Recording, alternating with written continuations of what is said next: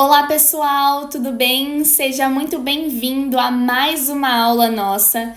Meu nome é Larissa, sou auxiliar de enfermagem e acadêmica de medicina e hoje estou aqui para falar um pouquinho com vocês sobre sangue.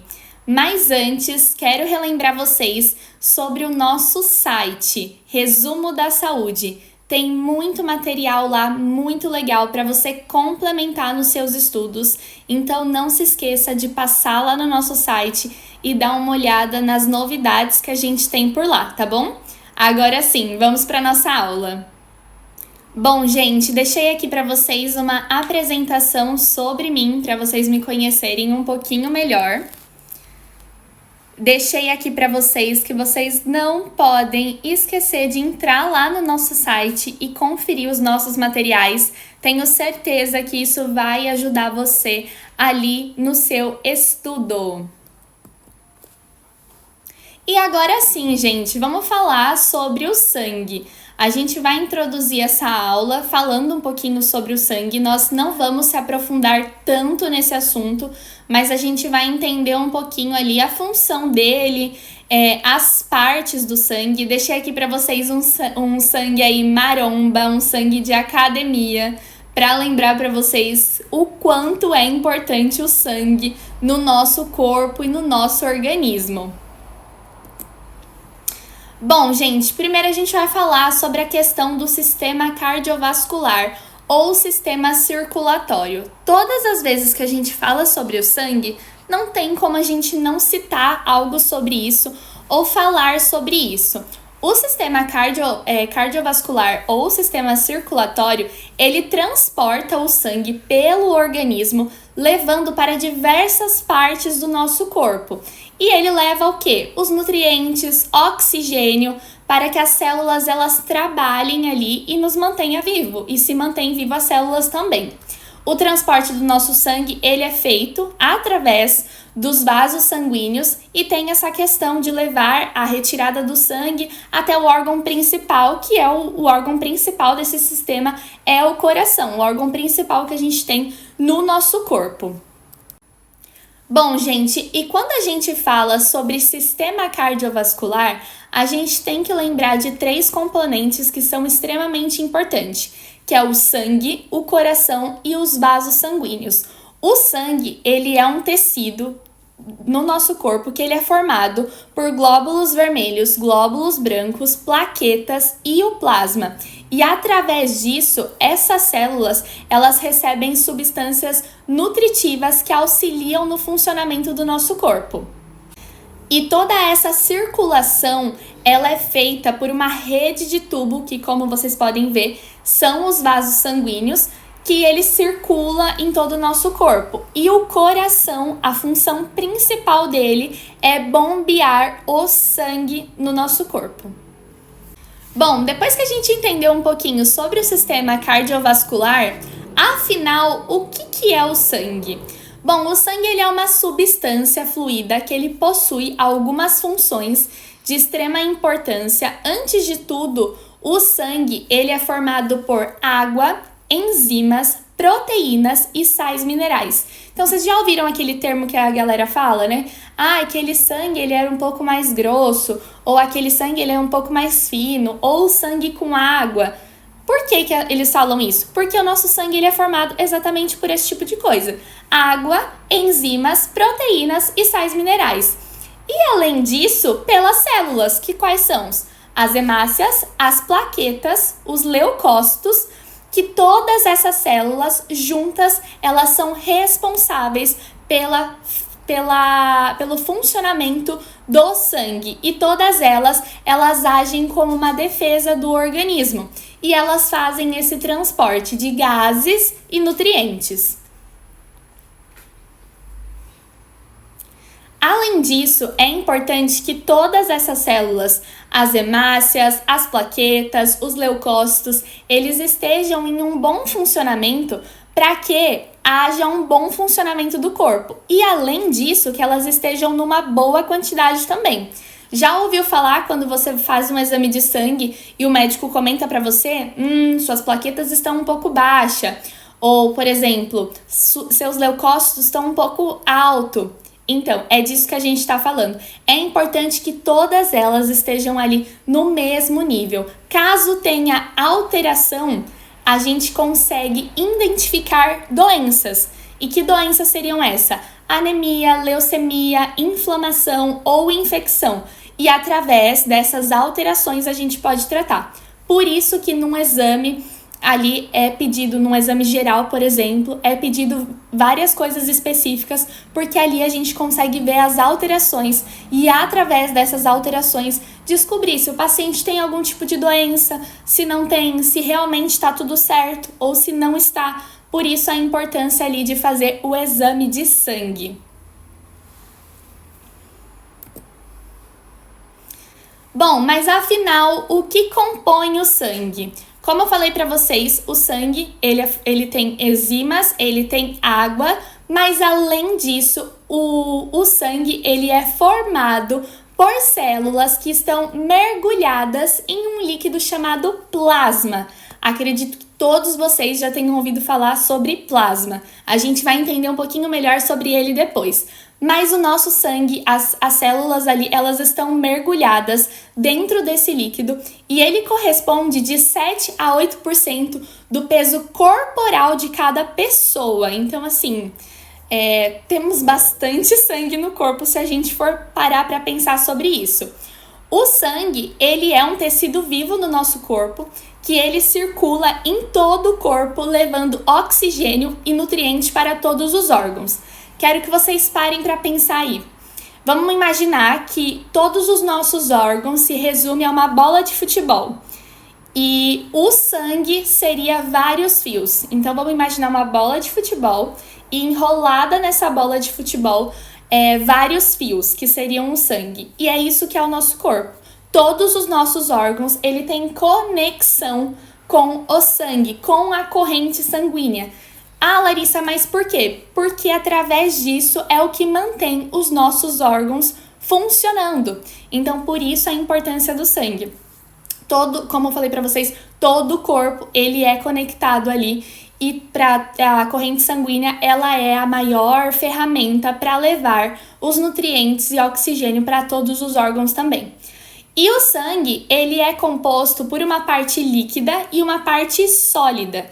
Então, a gente fala que a parte líquida ali é o plasma e a parte sólida ali é os sais, os minerais, enfim. Mas o plasma, ele tem 90% ali do sangue. Vocês vão entender um pouquinho melhor isso lá na frente.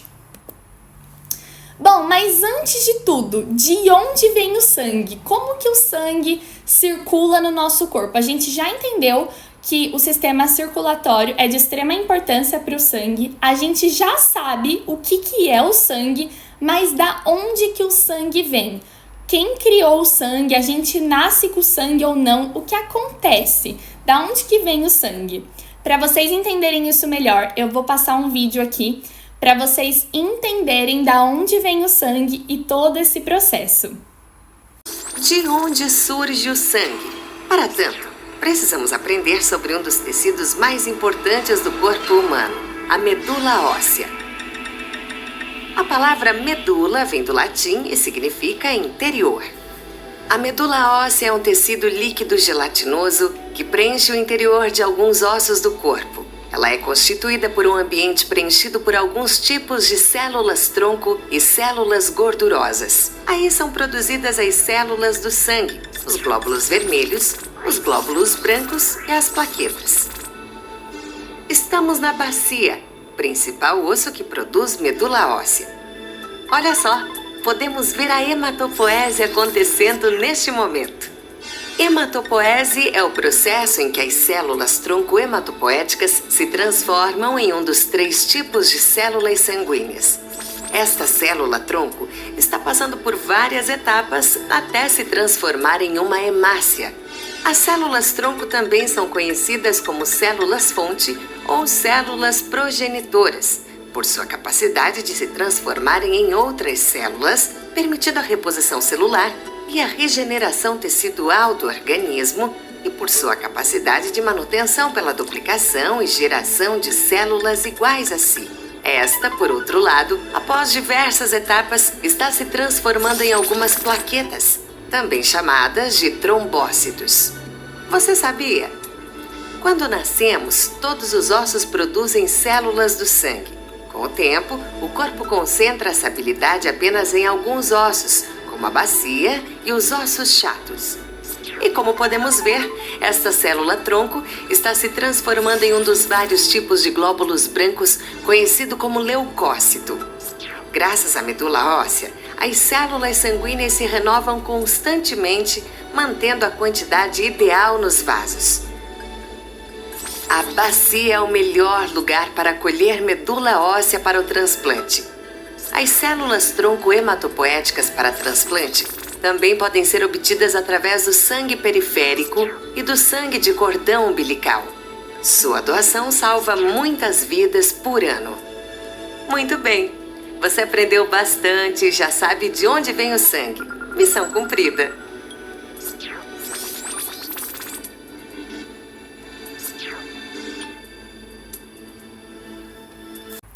Bom, pessoal, agora que vocês já viram de onde vem o sangue, vamos falar da função do sangue.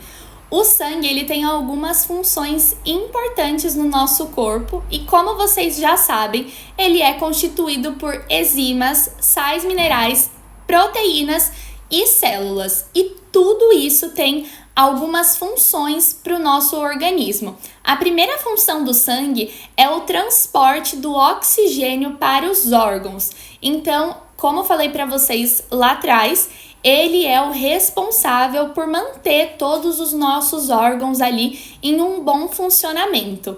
Além disso, ele promove o transporte de nutrientes para as células, porque sem nutrientes as células morrem. Então, por isso essa importância do transporte dos nutrientes. Ele defende o organismo contra agentes infecciosos, então isso é de extrema importância também. Além disso, ele transporta os hormônios, promove a eliminação de substâncias tóxicas e, além disso, ele regula o processo de coagulação sanguínea. E como falei para vocês, a parte sólida do sangue, existe a parte líquida e a parte sólida. A parte sólida, elas são as células que têm as hemácias. Então, como vocês podem ver aí, são como se fossem essas bolinhas que vocês podem ver. Quando a gente vai tirar sangue ou quando a gente vê o nosso próprio sangue, a gente não vê essas bolinhas. Tudo isso é visto e feito microscopicamente. Então, quando a gente vê no microscópio ali, a gente consegue ver essas hemácias, consegue ver os leucócitos, as plaquetas, que essas seriam a parte sólida ali do sangue. Sabe quando você vê algum tipo de sangue e você fala assim, nossa, que sangue grosso, provavelmente ali tem uma alta concentração de hemácias, leucócitos e plaquetas. E outra parte, como vocês sabem, tem um pouco de água ali também. Então, tudo isso a gente consegue ver somente microscopicamente, mas isso tem dentro do sangue, faz parte. E o sangue tem essa parte sólida e essa parte líquida. E voltando aí nessa parte do sangue que eu falei para vocês, tem um líquido de extrema importância também, que é o plasma. O plasma é a parte líquida do sangue, que ela tem essa cor aí meio amarelada. Bom, gente, às vezes, em um caso ou outro ali, você consegue ver isso logo de cara. Eu não sei se vocês já perceberam algum sangue de alguém aí, de algum parente, ou vocês mesmo no hospital ali, que tem uma certa gordura, que é algo amarelo que a gente pensa que é gordura, não é. Isso é o plasma. O plasma, ele tem algumas proteínas também, mas ele tem uma função de extrema importância, que é o transporte do gás carbônico, nutrientes e toxinas. Então, ele é o responsável pelo transporte dos medicamentos no nosso corpo. Então, toda vez que vocês lembrarem de plasma, vocês lembram primeiro que ele é essa parte líquida do sangue de cor amarelada, meio viscoso ali, e ele tem essa função do transporte do gás carbônico, dos nutrientes e das toxinas no nosso corpo. E além disso, ele tem esse transporte da medicação, como eu falei para vocês. Depois do plasma, a gente tem as hemácias. As hemácias ou células vermelhas, como vocês preferirem chamar, elas também fazem parte da parte sólida ali do sangue.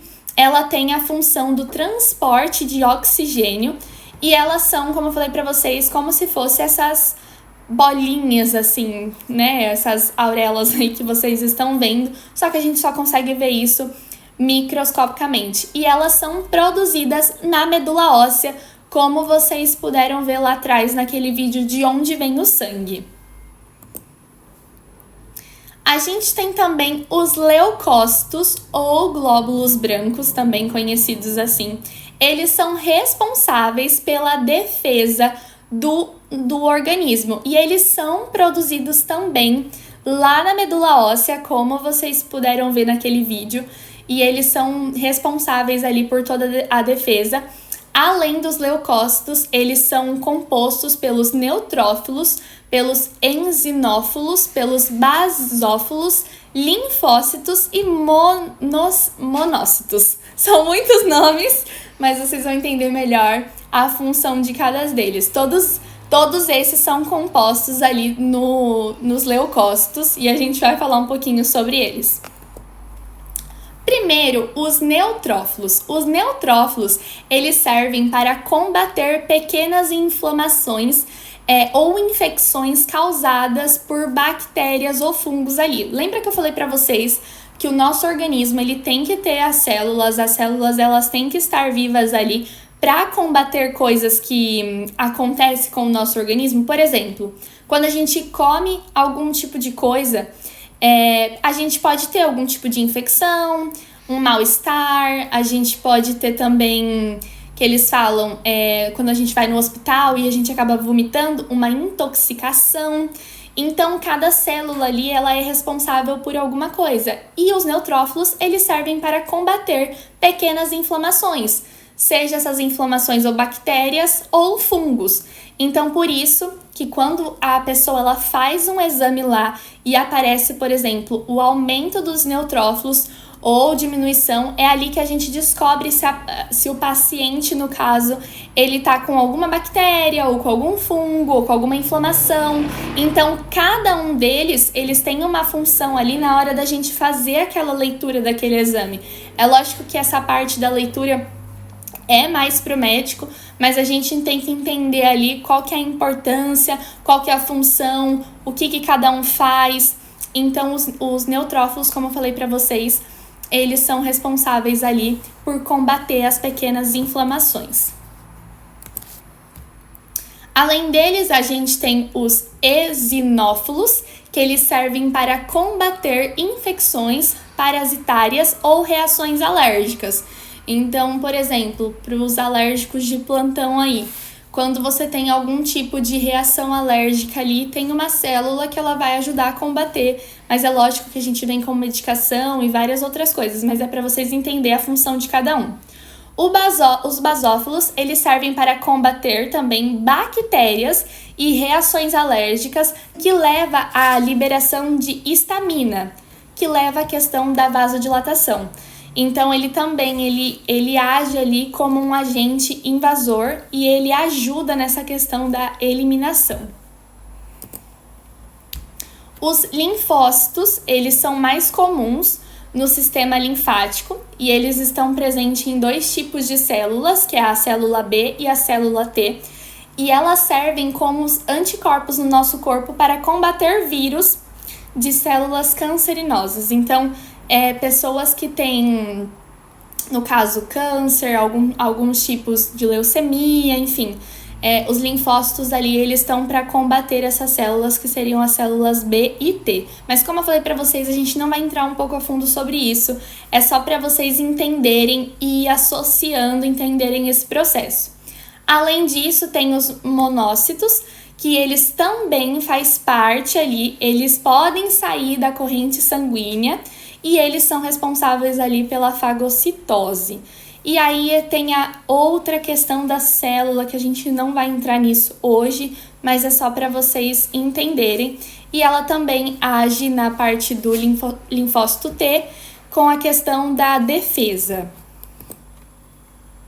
E agora a gente vai falar sobre as plaquetas, que é algo importante que a gente precisa saber sobre o sangue. As plaquetas, elas também podem ser chamadas por trombócitos, como vocês podem ver aí. Todo esse material vai estar disponível para vocês lerem com calma, estudarem também.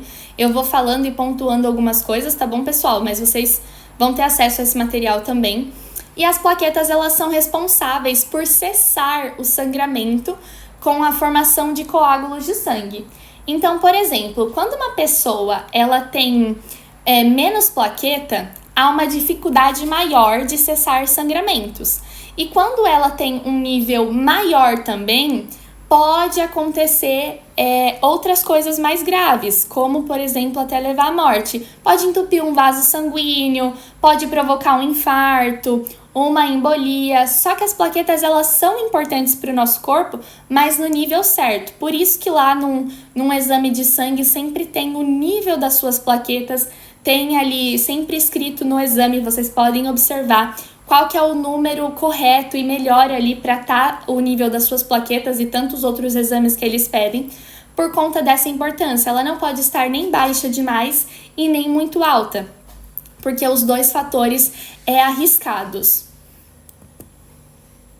E além disso, a gente tem também os vasos sanguíneos, que os vasos sanguíneos nada mais são do que esses tubos que vocês podem ver como nessa imagem mesmo. É aonde circula o sangue. Já ouviu falar naquele termo de tipo, o meu vaso tá entupido por conta de gordura, essas coisas? É dos vasos sanguíneos que a gente está falando. Ele é presente em todo o nosso organismo, então tem vasos sanguíneos que conectam do coração até os pés e assim vai indo, como eu falei pra vocês lá no começo, que é responsável por todos os órgãos do nosso corpo. Então, é ele que garante que o sangue esteja bombeando, desde o coração até o corpo. Então, o nosso coração, ele faz aquele trabalho da diástole e da sistólica, através dos vasos sanguíneos. E é por isso que o vaso sanguíneo, ele é tão importante. Ele é constituído por túnicas íntimas, média, que essas túnicas seriam as capas dele. Na imagem, se vocês olharem na internet, na imagem ali tem todas as capas que ele tem, até porque ele não é um tubo assim fraco, ele é um tubo mais resistente ali e ele tem várias camadas, porque ele faz um papel extremamente importante, que é bombear todo o sangue do coração para o corpo e fazer o trabalho ida e volta e reverso. E além disso, nós falamos também dos tipos dos vasos sanguíneos, que são 3. Artéria, veia e capilar. São os 3 importantes para o vaso sanguíneo. O que são as artérias? As artérias, elas são vasos que elas garantem o transporte do sangue do coração para os tecidos. Então, como eu falei para vocês, dentro dos túbulos lá que vocês viram, tem as artérias, os capilares e todos esses que a gente vai falar agora, eles têm essa mesma função, eles trabalham todos juntos, são, como vocês podem ver na imagem aí, cada um englobado um no outro, e todos eles têm essa primeira função, levar o sangue do coração para os órgãos, todos eles têm essa função. E também tem essa questão do sangue sobre a pressão. Então, lembra da questão da pressão arterial? É nessa parte das artérias que entram, mas eu vou deixar um resumo completo aqui para vocês entenderem um pouco melhor. E tem os capilares também. O que seriam os capilares? Os capilares são vasos sanguíneos, que eles apresentam também camadas dentro da célula, e eles fazem parte lá do tubo. Então, como eu falei para vocês, é praticamente um dentro do outro ali com a mesma função principal, que seria essa de transportar, mas é extremamente importante que todos estejam funcionando para que ocorra todo o funcionamento. E também tem as veias. As veias são vasos sanguíneos também, que elas provêm dos órgãos e tecidos e elas fazem essa questão do transporte. Eu vou mostrar uma imagem melhor para vocês entenderem. Um resumo sobre a artéria, a veia e o capilar para vocês entenderem. A artéria, então, os três, como eu falei para vocês, eles são responsáveis por levar toda a questão do sangue para o nosso corpo. Só que, além disso, eles têm algumas outras funções. A artéria, ela é um sangue transportado sobre alta pressão. O que significa isso? Vocês já viram em filmes essas coisas, quando alguém rompe a artéria e começa a jorrar sangue? Sim, por quê? Porque ali tem uma questão de alta pressão. A gente tem uma artéria extremamente importante que é aqui, que é a jugular, por exemplo. Se estourar a jugular, ela vai jorrar muito sangue, porque a pressão da artéria ela é maior do que a pressão de uma veia, por exemplo. Quando a gente fala de artéria, a gente pode citar, por exemplo, a artéria jugular aqui. Quando a gente fala de veia, a gente pode citar, por exemplo, tanto na questão do deltoide ou na mão. E a pressão é diferente, por exemplo, eu furar o meu dedo aqui agora, ou furar o meu braço e eu furar, por exemplo, ali a jugular. Vai ser diferente a pressão de cada uma, por conta do tamanho, da espessura, de toda essa parte estrutural. Ambas têm a mesma função de correr sangue e transportar, mas a pressão é diferente. E aí a artéria ela possui essas túnicas que a gente fala, que são as camadas que fazem com que ela seja um pouco mais espessa ali, um pouco mais forte. As veias, como eu falei para vocês, ela tem sobre baixa pressão, então sangra do mesmo jeito, mas não jorra sangue como a artéria, entendeu? Porque a pressão é menor. Ela possui válvulas que impede o fluxo do sangue. Então, por exemplo, quando você faz um corte ali no seu dedo, você tá cozinhando e você cortou o seu dedo, ele sangra bastante, não sangra? Aí você fica lá jogando água, ele continua sangrando. Depois de um tempo, aquele sangue ele para, ele cessa um pouco. A artéria não cessa tão fácil assim. Você tem que fazer uma compressão ali, já é bem diferente.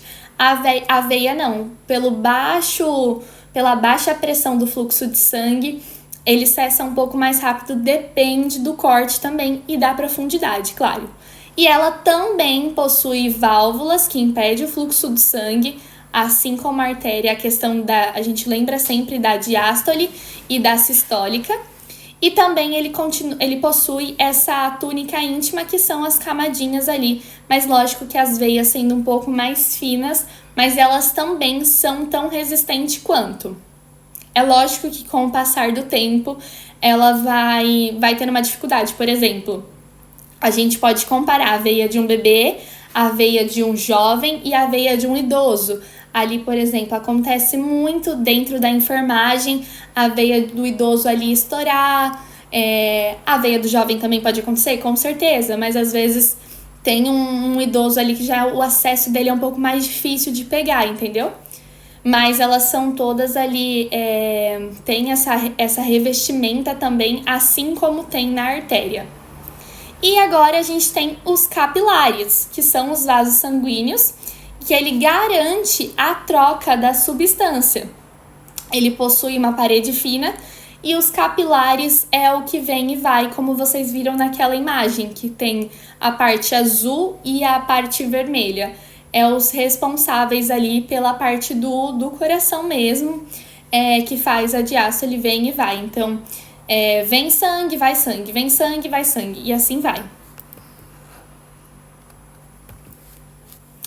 E aí, gente, tem uma questão muito legal também sobre isso, que quando eu estava fazendo o curso de enfermagem, a gente observou algumas coisas na aula que eu acho muito legal falar para vocês aqui, que é a questão da diferença do sangue arterial para o sangue venoso. O sangue arterial, ele tem uma alta concentração de oxigênio e uma baixa concentração de gás carbônico. Então, faz com que a cor dele também seja um vermelho mais vivo. Então, não sei se vocês já perceberam isso, por exemplo, que determinado sangue é mais vivo, determinado sangue é mais escuro. É essa questão do sangue arterial e o sangue venoso. O sangue arterial, ele tem esse sangue, um vermelho mais vivo, devido à alta concentração de oxigênio. Já o sangue venoso, ele tem uma alta concentração de gás carbônico e uma baixa de oxigênio, então é o inverso. E isso faz com a coloração dele seja um pouco mais escuro. Então, sempre quando vocês lembrarem aí do sangue arterial e do sangue venoso, o arterial ele tem mais algo vivo, quando vocês forem para identificar. Se vocês estiverem ali na aula ou até mesmo no hospital e querem identificar o sangue venoso para o arterial ele sempre vai ter esse sangue vivo, já o venoso ele vai ter esse sangue aí um pouco mais escuro, essa parte um pouco mais vermelha. E aí a gente fala agora um pouquinho do papel do técnico da enfermagem ou do auxiliar de enfermagem na realização dos exames laboratoriais. A gente precisa saber de sangue, sabe o funcionamento do sangue, sabe que a importância do sangue para o sistema cardiovascular, mas qual que é o meu papel como auxiliar ou técnico de enfermagem nessa questão desses exames laboratoriais? E o papel da enfermagem aí, do auxiliar e do técnico para fazer a coleta de sangue. A gente não faz um tipo de análise de sangue, não faz parte, né, da nossa especialização, mas é lógico que a área da saúde tem especializações para isso. Mas na nossa parte, em relação ao exame ali de sangue, é importante ter essa questão da identificação do paciente em primeiro lugar. Então, sempre chegar ali, conversar com o paciente, saber o nome, preencher todos os dados que precisam preencher, preparar o paciente. Depende do exame, o médico sempre pede algumas horas ali em jejum, então sempre preparar o paciente, perguntar: o senhor não tomou café, né? Qual foi a última refeição que o senhor fez? Sempre deixar anotado ali, fazer corretamente a coleta de amostras. Então ali se precisa fazer 5, 4 tubos, enfim, vai estar ali tudo certinho preparado para você. Faça corretamente essa amostra, a importância ali de não deixar o sangue coagular também. Então, ter toda essa preparação na questão da coleta ali. Às vezes tem paciente que tem um pouco mais de medo, um pouco mais de receio, tem gente que não pode ver sangue que desmaia, então sempre orienta, pergunta ali pro seu paciente: olha, o senhor tem medo, o senhor não tem? Olha para o lado, às vezes está com algum acompanhante, se pode, depende da clínica ou do hospital, né? Deixa o paciente que está com medo ali com o acompanhante, se puder, na unidade que você trabalha, claro. E também sempre estar atento a essa questão do registro da documentação. Por quê?